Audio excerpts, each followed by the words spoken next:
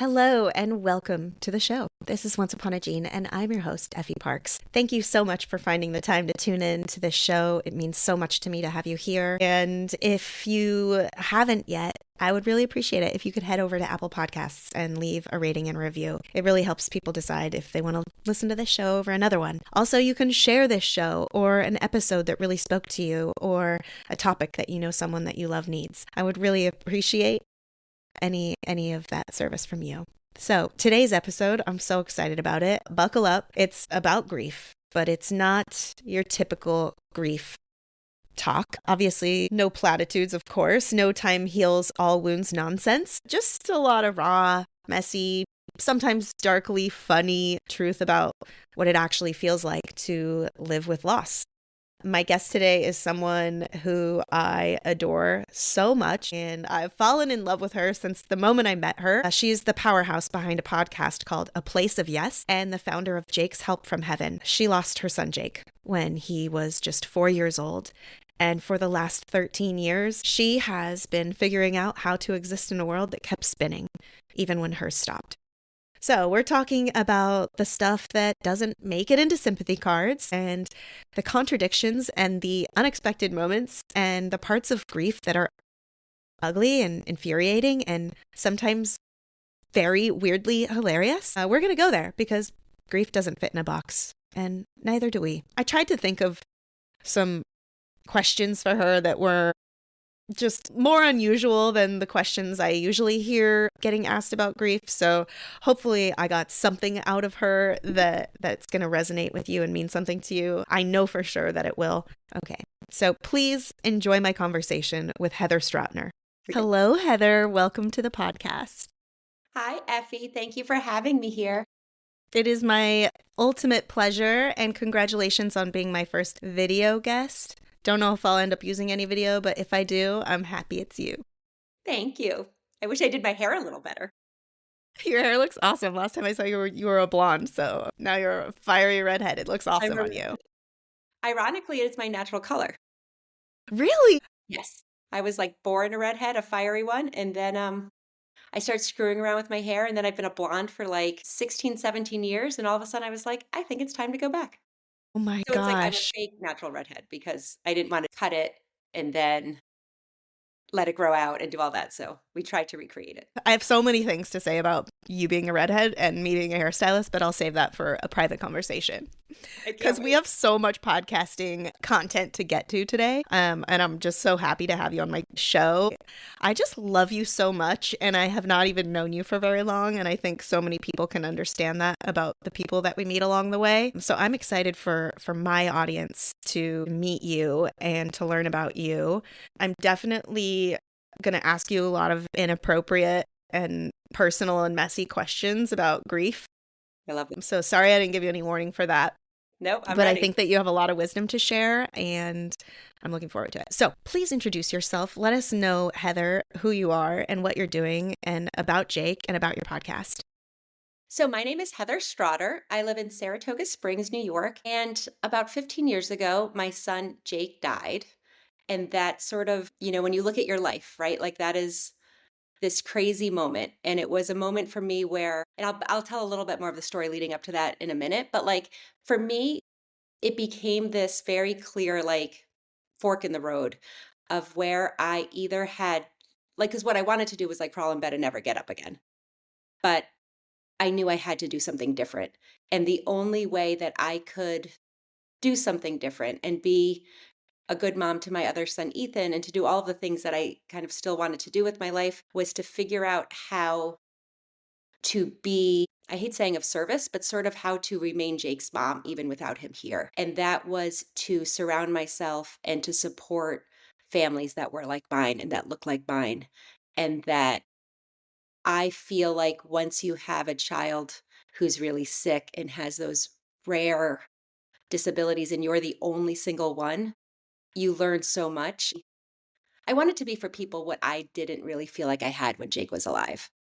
So to backtrack that, Jake was born healthy. He was born 15 months after my son Ethan. For the first 8 months, all he ever wanted to do was keep up with his older brother. Like he crawled early, he turned over early, like they looked alike. Honestly, when I look at baby pictures of them, I have to kind of figure out the date because they just look so much alike. And then at 8 months, out of nowhere, in the middle of the night, he woke up and he was having a seizure. And I didn't even know it was a seizure because, in my mind at that point, I had absolutely, I think I dealt with ear infections. I dealt with strep throat. Like I didn't know this world at all. And to me, a seizure looked like it did on TV. It looked like a grand mal seizure. It looked like it just didn't look like a hand twitch. But something in that moment made me realize that it was not just like a muscle spasm or something. And we took him to the emergency room. And then it became a 117-day stay at the hospital at Boston Children's. We live in New York, so it took us a while to get ourselves to Boston Children's, but we ended up there for 117 days. I think many of us, including myself, can identify with not knowing what a seizure can also look like. And that really sucks when you find out later, especially. I'm glad that you listened to your gut and went in right away and had that horrifically long stay.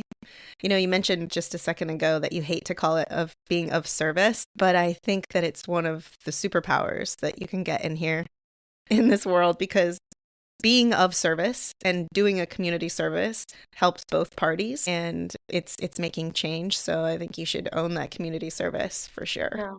Thank you. I mean, you're right. Like I feel sometimes when I say things like that, I sound like, ooh, look at me. But I do, it was really the one thing I remember in the days right after we had like buried our son. And like, even though he was sick and had, he was never diagnosed. So we never had a diagnosis to hang on to, but he had lost all his function. He was nonverbal, non-mobile. I did manage to feed him by mouth, which was like the greatest thing. And I hung on to that. And I was pretty psychotic about it. Like I barely even let my husband feed him sometimes because if you fed him wrong, he would throw up. Like there was a real art to it. But even though all of those things we just didn't see, like we didn't think he was gonna die. Like we just didn't, whether we didn't face it or we just didn't think it was gonna happen. So after it happened, I remember being in the car with Brian and being like, we need to do something. Like we need to figure out, like we need to help people like us because this sucks. We did. Well, you've spent, what, 13 years channeling your grief into something meaningful. Do you ever wonder who you'd be if you hadn't? If you hadn't had that I moment with your do. husband in the car? You know, I think I knew deep down, and I am like a person who lives like I love big, I go big, like I love my friends. And just this past weekend our oldest and dearest friends were in town, and I still act like I'm a college kid, like I act ridiculous, like I do everything kind of big. And even when I'm lazy, right? Like I can lay on the couch longer than anyone else. Like everything I do is in extremes. But I worried about myself. Like I worried that if I did not channel all of the like angst and devastation and all of this stuff that I was feeling, that I would go so far in the other direction that I wouldn't come back. Like if I didn't get out of bed, if I started drinking, or if I started like going down that road, I worried that that's where I would stay. And I knew that's not who I wanted to be in life. And I knew that's not what I wanted my son Ethan to see. So I just kind of um, almost had to put the blinders on and just like plug forward. And then once we started doing the work, it was like a gift because it kept me so busy because I didn't know anything about nonprofit. I didn't know anything about fundraising. I didn't even know what I didn't know, right? Like I had no idea. So it just kept me so busy. And the other part of my personality is like when I do something, I want to do it really well so that it gave me something to really lock into. And it gave me this opportunity to talk about Jake, which I think, I don't know that I knew it super solidly, but I knew it maybe like subconsciously that that was going to be a key component for me, like to be able to throw myself into being Ethan's mom, but also remain Jake's mom was very important to me. And the foundation has helped me do that. Does it seem like grief has like an expiration date for everyone except like the family grieving? Did you ever feel like at some point people stopped acknowledging Jake? Yes. And I feel like I'm still not great with that. Like, I still, all these years later, like, I actually it's kind of one of my 2025 goals.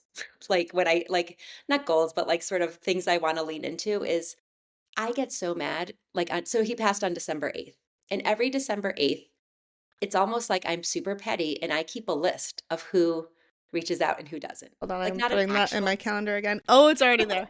but like a mental list. Yeah, yeah, yeah. Like I'm just, and sometimes it's just like someone sending a heart. Like it's not words, it's not phone calls, it's just an acknowledgement that he was here.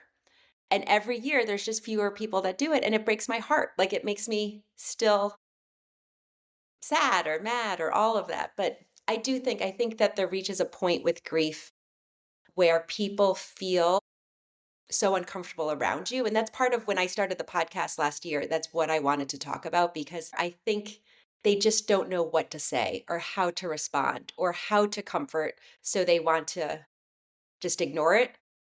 But the last thing, person grieving, especially in my opinion, a grieving mom, like imagine if you can never talk about your kid again, right? Like it's heartbreaking.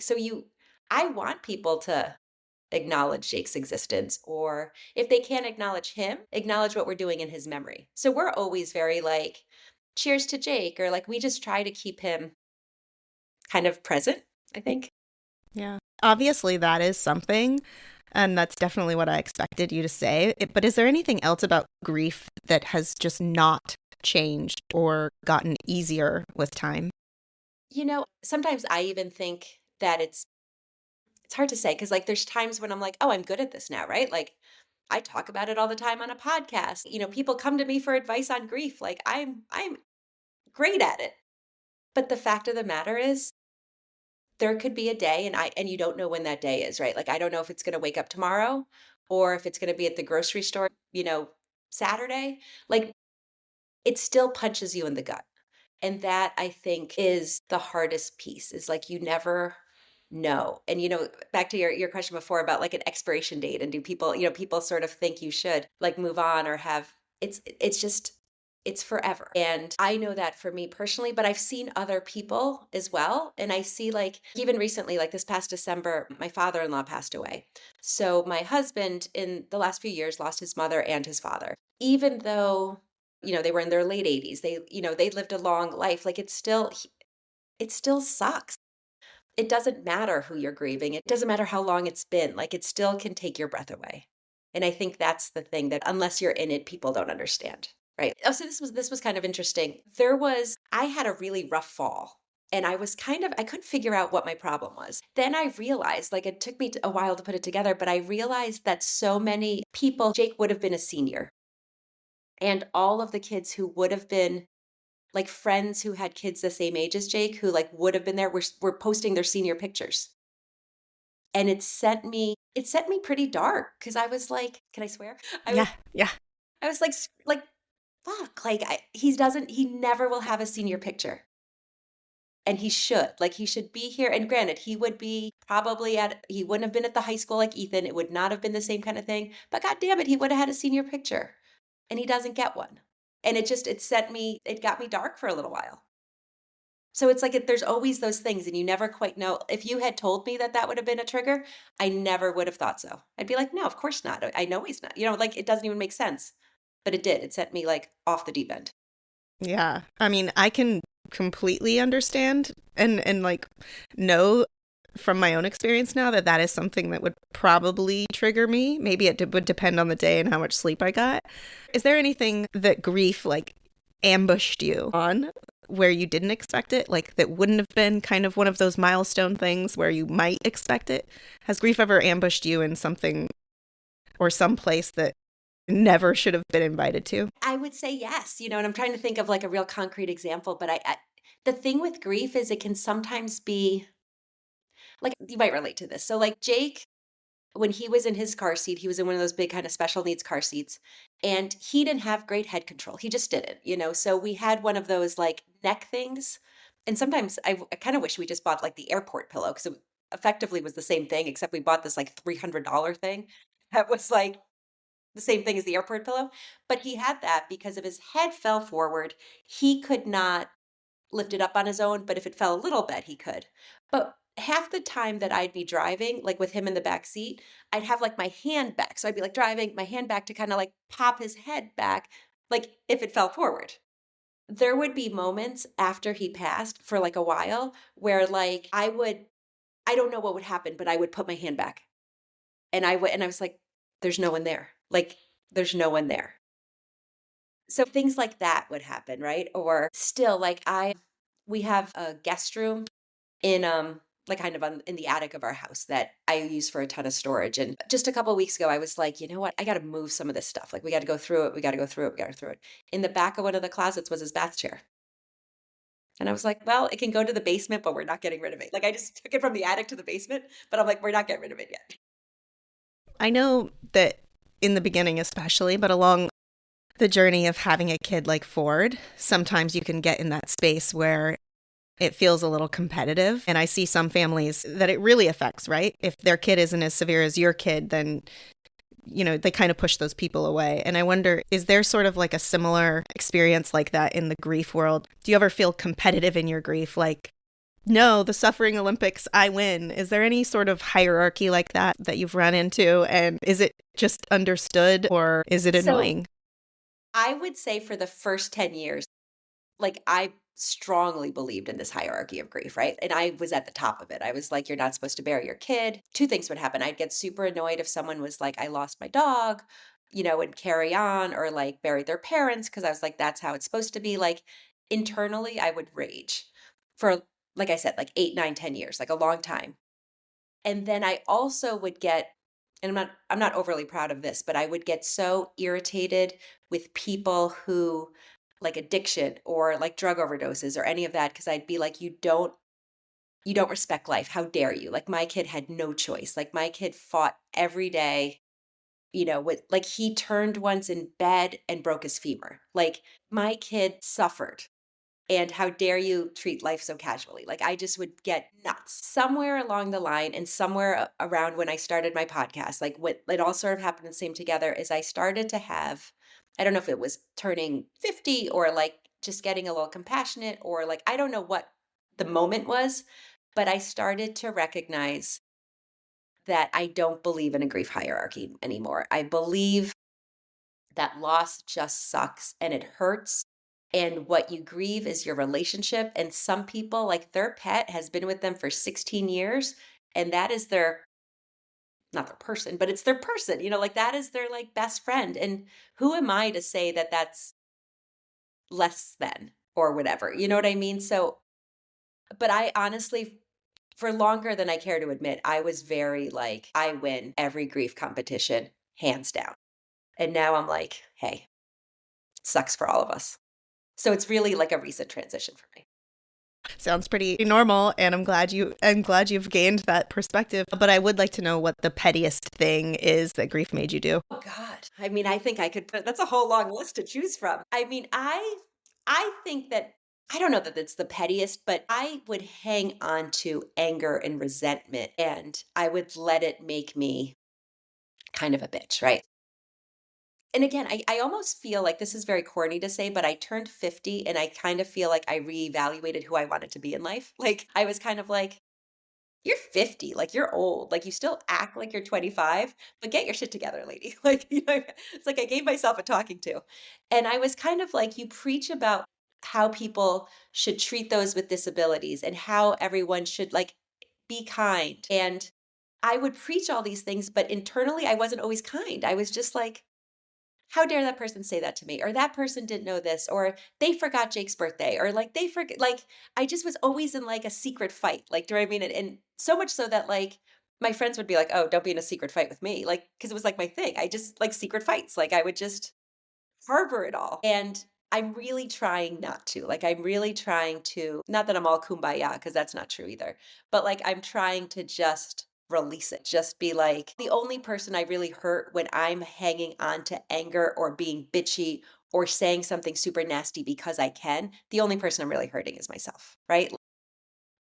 And the person, but mostly myself. Like, you know what I mean? I don't know if that answers it, but I feel like I would sometimes drop those and I feel like it's like using Jake's death, right? Like, but people would be saying something and I'd be like, well, my kid died. Like I would use it in that sort of like a bullet, you know?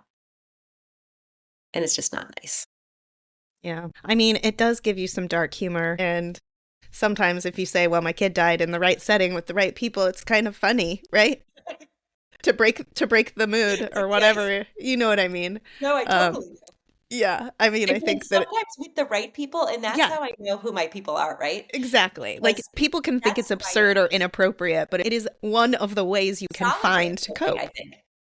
A Yeah. super solid way of like that's I also knew like I would never be that person that just like I didn't want people to feel sorry for me and I didn't want people because it's already weird enough, right? Like for so long and still I feel like it's like the elephant in the room. It's like I walk in a room and less so now, but in the beginning, you could almost feel like the tension. Like I needed to be around people who I can be like, "Hey guys, yeah, I know. My kid's dead. Hmm. Carry Yeah. on." I mean, I still feel like that in most settings if I'm out now with like my daughter's friends, parents, like I just don't feel, I feel separate in the Yeah. room. Yeah. You do, right? Because it's like and it's sometimes I always questioned. I was like, am I making myself separate? Am I like seeing things? But I feel like people just they make us separate. It's their fault. Yeah. Yeah. It's their fault. Go back to before 50. So, what is something that grief took from you that has nothing to do with Jake? It took my ability to just see things, trying to think how to articulate like this. When the worst thing happened, right? Like my kid died, it took so much because I have to train myself so hard to not think Ethan's gonna die or Brian's gonna die. Like I feel like it triggered something in my brain where like I sometimes see not visions, but like I'm like my brain goes so dark and it does that more often than I think people realize. Like I have to actively work every day not to go down a rabbit hole because I think that nobody thinks it can happen to them and it did. And I feel like that happened to me twice, right? Like I feel like when Jake had that first seizure at 8 months and the 117-day hospital stay, but then we finally like we brought him home and we created this like really special life, like this beautiful life. I thought that was my thing. I thought that happening to him was my thing. But it turns out you can have more than one thing because then he died. And that is the hardest thing because I don't know how to ever get past that, right? Like I cope with it, I deal with it. I know how to balance it, but that's like I hate that for me. Like I hate that I don't feel like I'm a normal mom to Ethan anymore because I'm just constantly afraid that something bad will happen. Oh my gosh, I totally feel you on that. I It's think like it so just many people robs you of understand that that. for you piece. Hmm. You know all those videos, or I don't know if you scroll any videos on TikTok or Oh, Reels, do I ever? but those videos that start out with nobody ever talks about, and then they go on to talk about the thing that literally everyone's always talking about. But if there was a video that was going to say this pertaining to grief, nobody ever talks about this, but is there actually something about grief that truly isn't talked about? I would say that kind of what I was just saying. Like, I don't think we talk about the sadness not going away, there being no expiration date. We talk about, there's no time frame, there's no stages. Like, I think there's so much more grief talk now, but I don't think there's talk. Like, I don't talk about how much effort it takes me and how much like internal work it's done on my own of just okay, Heather, don't say that out loud to your son or to your husband because that's grief talking. Like that's your like PTSD over grief talking. That's not what a typical mom or wife would say. Like it takes up a lot of my headspace and a lot of my time. And I don't think anybody like if my friends listen to this, I think they'll be shocked by this. I think if Brian listens to this, frankly, he'd be shocked. Like I don't think anybody recognizes how grief just lives. I feel like now I'm a cliche, like that whole thing, like don't let them live rent free. Like grief lives rent free in my head 100% of the time, And yet costs everything. like all the time. You know what I mean? Yeah. I'm pretty sure everyone listening who has had something like this happen to them or has had adversity that has brought on grief or lost a child or a loved one knows exactly what you mean by that. Have you ever looked at another grieving parent or been a part of any of those groups or anything like that and felt like, I don't grieve like that. I must be doing it wrong, or I don't relate to them at all, or anything like that? Well, I will tell you right after Jake died, there was a program in our town, and it was more for siblings. The school psychologist at his elementary school was like, "Oh, you guys should do this. It's like for families, and it'll help." Poor Ethan was 5. He called 911. Like what he experienced was like this, same thing for us, right? Like it was 1 minute his brother was here the next minute our house was filled with the firemen and police and EMTs, and like it was just chaos. And he was 5. So I can't even imagine what that was like from his perspective. But we went to this program. It was called Wave Riders, and it was at the community hospice. And I remember sitting there and I was like, I feel like we went back a handful of times. Like maybe we even did the set time we were supposed to, but we were all so uncomfortable because the majority of people there were so, I don't even know how to say it, but so like they didn't get out of bed, they lost their job, they couldn't move forward. And maybe that was part of it for me where I was like, am I not sad enough? Like at first I was like, is that what I'm supposed to do? Is that what I'm supposed to look like? And then I was like, no, I don't want to be anything like that. And that sounds judgy, but I don't mean it judgy, but I just knew for my journey and my path that I wanted to figure out how to move forward and get through it and not forget it and not like not live with it, but not, I didn't want to grieve that way. And I think because of that, like I never went into any grief groups or grief therapy or grief, like I just haven't done any of that. I've sort of tried to process it on my own. I will say, through Jake's Help from Heaven, through the organization, by default, the population we work with, like we lose kids all the time. Like this summer, we had a horrible summer. We lost 4 kids that we work with. And what I do know is that the parents that we work with and the families, they know that I have been there and that I have pushed through, and that I think it gives them, I don't want to say it gives them hope, but it gives them a very different way to successfully grieve. That sounds really weird, but like to push forward in a way that doesn't have to be, I'm never getting out of bed again. So I do feel like, and the other thing with that is these families who are in our circle of Jake's Help from Heaven, I love that I can be there for them. I love that I have walked in their footsteps when there's like the diagnosis and the hospital stays, all of those things that are so isolating for families. Like, and I don't do it for all of our families just because there's too many, but I have some that that I text all the time about like, hey, how's Milana doing? Hey, is Jude okay? Like, or who will text me and be like, oh my God, you're never going to believe what happened. I just like, we're in the ER. He just had emergency surgery. Can I just vent to you? I'm like, absolutely. So I try to sort of model a different way than the way I think sometimes traditionally people think you have to grieve. I love that. Do you think that there are some absurd expectations that people have for others in grief? Like, do you feel like people's eyes or, expectations are on you for whatever reason or have been? I think that there are, like in the beginning, God forbid they see you smile or out for drinks or anything like that. Like I feel there was a ton of judgment with that. And maybe it was my own, maybe I was projecting it or something, but I feel like people in society have a very clear way of how they think you should be. And when you're not that, I think it's uncomfortable. You know what I mean? I remember the first time there was an event that I was on a committee for and I had kind of not done anything with it. And this was, I think, in March. Jake had passed in December. And I was like, you know what? This is a committee I'd worked on for years and years and years. Like, I'm going to go to this event. Now, meanwhile, I had lost I was this big, like, I weighed nothing. I had like 2 dirty martinis before we even went. Like, so it was probably not a great look, but people flocked around me. And I remember standing there like a deer in headlights. Like, and I remember one person saw me and came over and helped me, but like, it was almost like celebrity, right? Like it was weird. Like there was like, oh, Heather's here and Jake just died and da da da da. And what should, like, it was like this competitive weirdness. And I couldn't handle it. I was like, this is crazy. But I feel like people have a real conceived notion of what you should be doing. And when you're not doing it, they don't know how to handle it. So it's weird for everybody. Yeah, I can imagine, even just from my own experience, like how complicado that would have been to go to social events after Jake I didn't died. go after that Friday. I didn't go for a Yeah, I long was time. like, there probably was a couple times where you tried and then swore it off. At least that's what I did for a while. Yeah, like I was definitely like it was uncomfortable, right? And then there were some friends who were like, "No, every Monday night we're going to have girls' night because," and I was like, "I don't want that either." In many ways, people's intentions were good, but it just I don't know. Like it's hard to find a solution for the person because I think especially in the beginning that person doesn't even know what they want. Like I didn't know.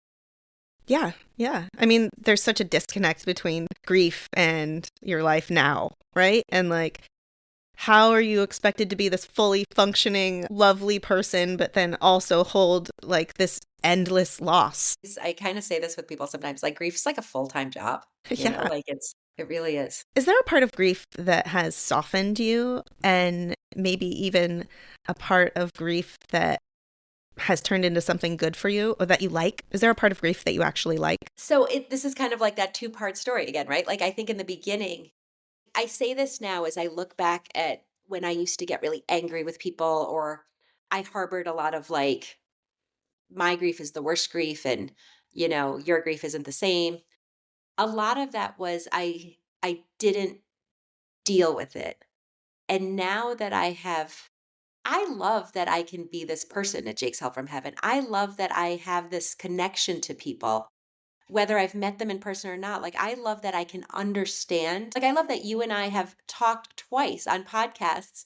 We live across the country, but I feel super connected to you. Like, I feel like rare disease and grief brings that out in people. And I always say this, like, I would give $1 million for Jake back and not to be as like tuned in or compassionate or like all of these like things that I now am because of my loss.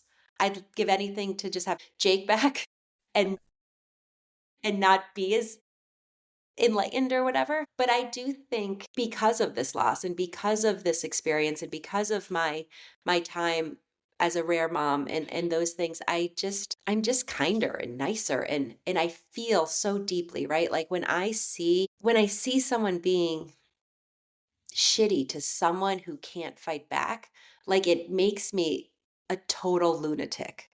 I can't anymore. Like, and I don't feel like I have to. Like, I will go off, like, because I just like pick up, like, you know what I mean? Like the bullies of the world and honestly, some of the stuff that's happening right now, right? Like with all these cuts to like 504s and IEPs and diversity and all of this, like I just want to scream, Like I feel like I feel it all much deeper than I think I was ever capable of feeling. And I think that's the grief, right? Like I didn't feel as deeply before it Yeah, it's one of the gifts and the challenges that is all at bestowed once. upon you. Yep, totally. Do you think that if you could go and talk to your past self, like the moment before everything shattered, do you think that you would? I don't think so because there's no way to prepare for it in what, like all, do you know what I mean? Like if I went back to like 25-year-old Heather and said this was going to be your journey, I don't know that any good would have come from it, right? Like I think I needed all of that silly youthful stuff. I needed all the like and I always say this, like whether it's with relationships or like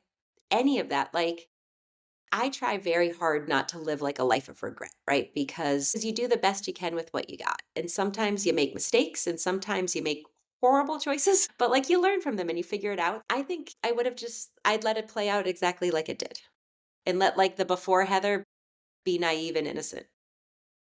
I love that answer. And yeah, I mean, I think so much of our past experiences, good or bad, is part of our toolbox, right? For when They get everything you where does you go need to into be. flames. Yeah. Well, so tell us about the podcast and about your organization, and obviously you've turned your pain into purpose and you're evolving from it every single day and learning more about yourself and your family. Tell us about it. So the organization started right after Jake passed because I knew I needed to do that. And we had no idea because back then the internet was a thing, but like social media wasn't a thing, right? Like Facebook was relatively new and there wasn't this vehicle to meet people in the way that there is now.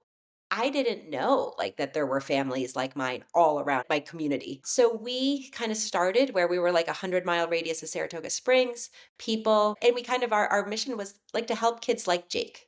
When insurance doesn't get you what you need to just make things easier. Like we called it like medically necessary, but also medically convenient, right? Because yes, sometimes things are medically necessary and you need it, but sometimes there's just that really expensive, like, I talked the story about like the neck thing. Like sometimes it's just something that makes your life better. And maybe Medicaid or Medicare gets you a wheelchair, but what you really need is a big comfy stroller with big wheels so that your child can watch their brother play soccer on a field and you need the wheels to be able to get that. So we wanted to like provide families with those things that insurance might not cover, that are outrageously expensive because they have the special needs name on them. And we just wanted to make that available for families. And that was pretty like the simple goal of like, we're going to create this and we're going to figure out how to do it and we're going to raise money to do it. And through that, it turned out like I turned out to be a pretty decent fundraiser. Skill didn't know I had, but like I think when you feel so strongly and it's so passionate, like it was pretty easy to talk to our local businesses and some bigger businesses to get us to support our event. So we would have an event every year and it was called a Family Fun Day.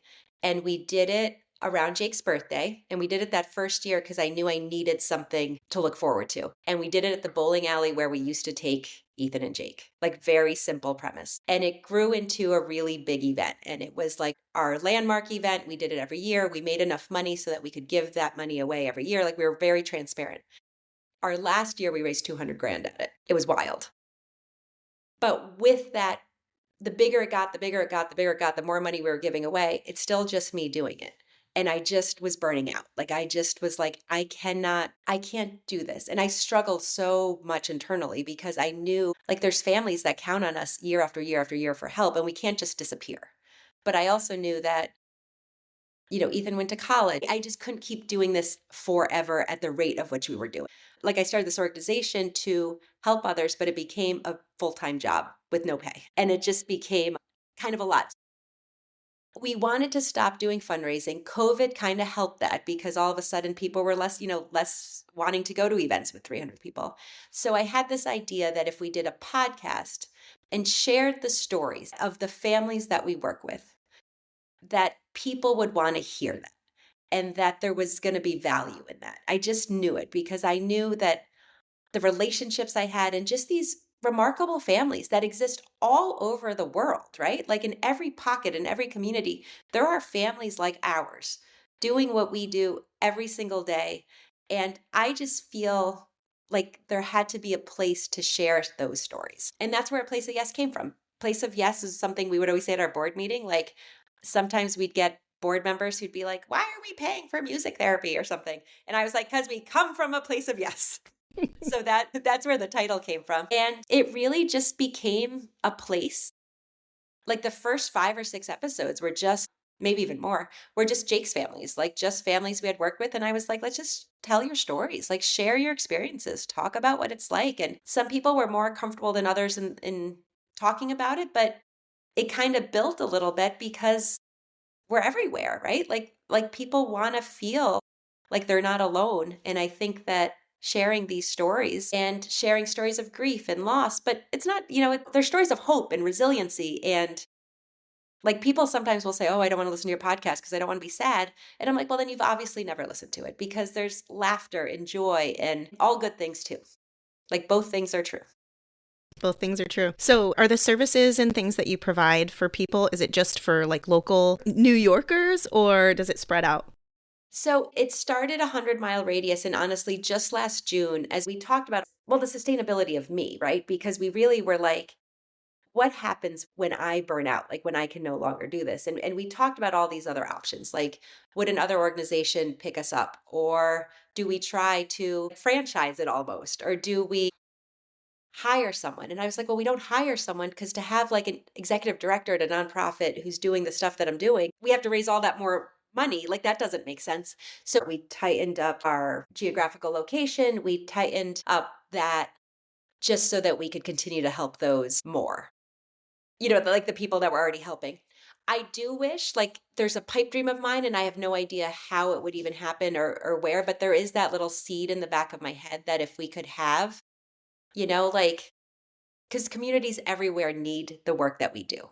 And we hear from people all the time that's like, oh my God, I wish you existed in Nevada and Montana and California and Florida, like even further downstate or Western New York, like even within the state of New York, right? And I just think our model is so simple. It is, we don't want to make, there's other organizations that it's a 10-page application and you have to give your tax documents and you have to do this and that. I was like, I never want to do that because I know what these moms and dads are already going through.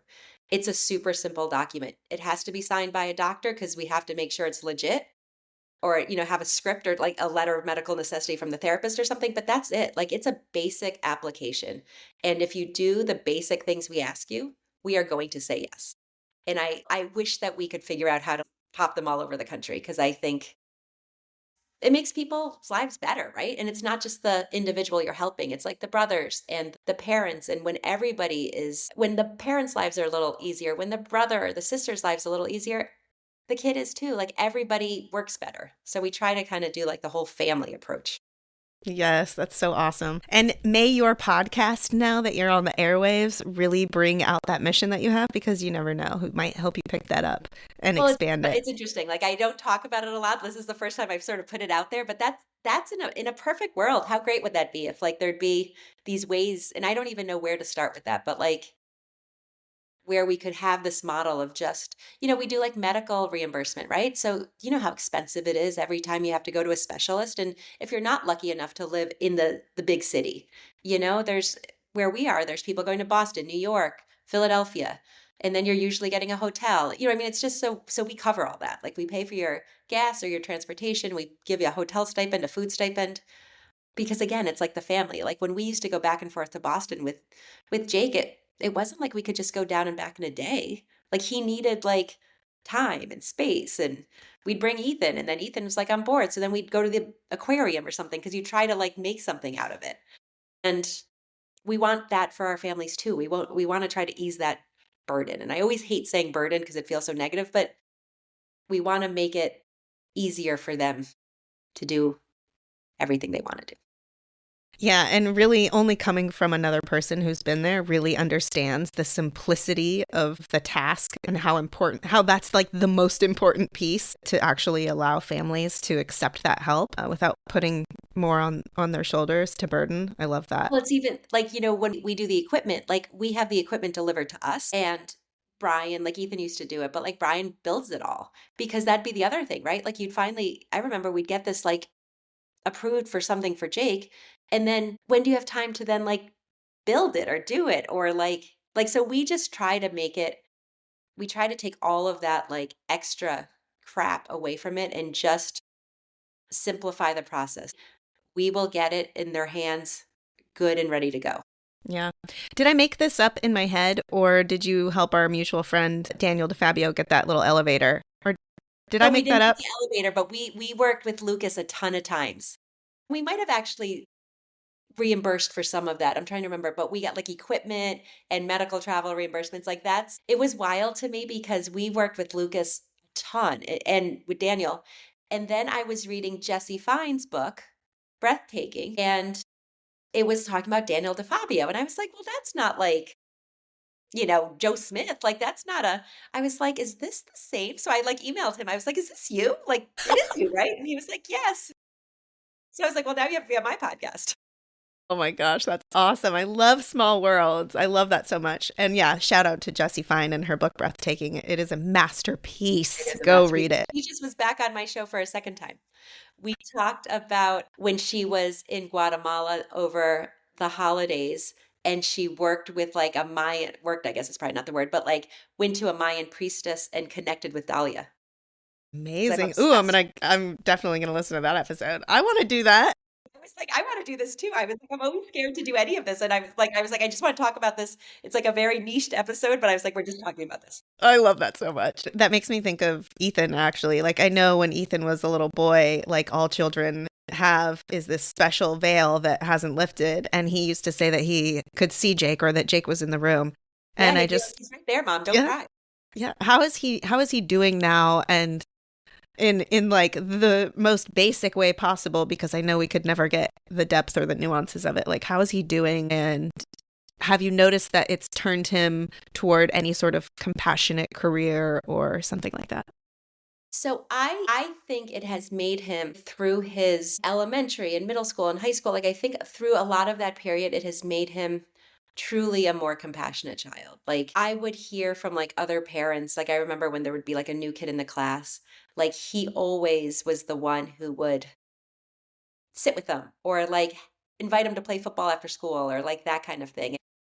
I don't know, like maybe he would have been that way anyways, but I do think a lot of it has to do with Jake and just sort of knowing that the world is not kind and you have the choice to be kind. And I think that's a lot of who he is. When he was first semester freshman year at college, I mean, I would say in the first couple of weeks, he called me up and he was like, "So," and I'm like, "What?" Like it was that kind of, and he's like, "Well, I'm wondering if you might like Venmo me for something I just did." And I was kind of like, "Okay, what are you talking about?" He's like, "Well, I was at Shine," which is like the student center, and he's like, "And there was someone talking about autism, and he was talking about swim therapy and hippotherapy and all of these different things, and they were raising money. So I made a donation. I couldn't afford hippotherapy like Jake's does, but I made a donation for adaptive swimming."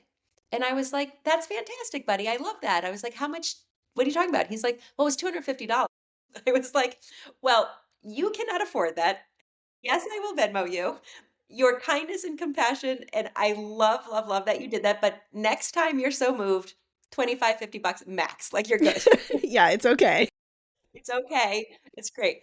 But, like, I love that about him, right? Like, I'm sure a bunch of his other friends kept walking, and he went and stopped and listened, and, like, he's like, "The guy was so cool," and, like, he knows that world. But with that said, I think that it's hard. I think it's really hard for him to know when to tell people he has a brother that passed away. Like, I think he struggled with that. I think it's hard. Through the podcast, honestly, I've talked to people who I've interviewed people about sibling loss, and it's made me really question if I did enough for him, if I supported him enough through his loss, right? Because all these siblings talk about that the focus is always on, are your parents okay? And they have to answer that all the time, and I 100% know that that was his journey. No one asked him, "Are you okay?" Including me probably some of the time. So I think that he does have this weight to him.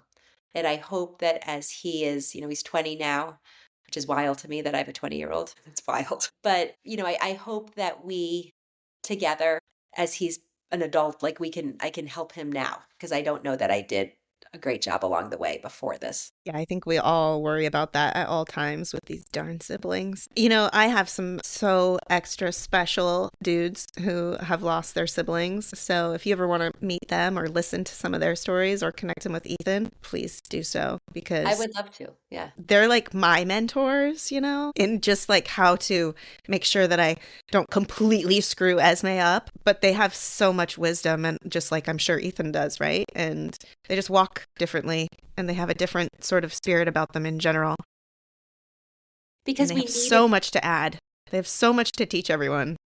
like, they know so much, and we needed so much from them. And you need so much from Esme. Like, they step up to it. It was interesting. Ethan's college essay, he wrote about calling 911, and he had this one part that was, when all my friends were going to play ball with their brothers or watch their brothers' games, I was going to PT or OT, or I had to be home because the OT was coming to the house. Like, I did things with him, but it was different. It made me think, like, I mean, like, when you're in it, you're just doing the best you can. But I was like, he knew that, like, even at 4 and 5, like, he knew it was very different. Well, as you probably know now that you're on social media, even though you're 25, going on 50, there's been a lot of loss recently. Definitely more noticeable because a lot of the kids who have died in the last couple months had big followings from families who have just watched their journeys and learned from their journeys and fallen in love with these kids. And people have been grieving globally from this stuff. So I guess maybe speak to the families who watch this over and over, who watch their friends' kids die, and speak to them, and then also speak to those parents who have lost their child. So first, I would say to the friends, right? Like, whether they're friends that live next door or they're friends that through social media, I cannot say enough about the importance of just reaching out. Like, don't be afraid. I talk out of both sides of my mouth sometimes because I say that sometimes people say the wrong thing, but 100 times I'd rather someone screw up what they're saying, but reach out, right? Because that reaching out tells the person they're not alone and tells the person that their child's life mattered. And I think that particularly with our kids who do not often experience the traditional means of success, right? Like they're not the baseball star or they're not the quarterback or they're not the things that other people put value on. I always worried that like people just ignored or glanced over. Like, they didn't want to stare, so they looked away. Like reach out. Like even and I say it all the time, like even if it's a heart emoji, like if you don't know what to say, like just send something. And I would say that if it's the person you know, or if it's the person that you've been following their journey, if you're one of 100,000 people following them, it still matters. Like still reach out. What I think would be my most basic of like advice, right? Because people would always be like, I don't wanna, I didn't want to make you think about it. You're not reminding them their kid died. You're just not. Like you don't have that kind of power. Like they are living with it. They know it. If you can do anything that just gives them a smile or makes them be like, oh, my kid mattered, then I think that's a huge gift you can give them. And then I would say for the people who are in it, I mean, I always wish, like I say this, I wish that there was just like a do this, do this, do this, and there just isn't. But I think it's feel the feels, right? Like if you want to be mad, be mad. If you want to be sad, be sad. Like be whatever it is you need to be.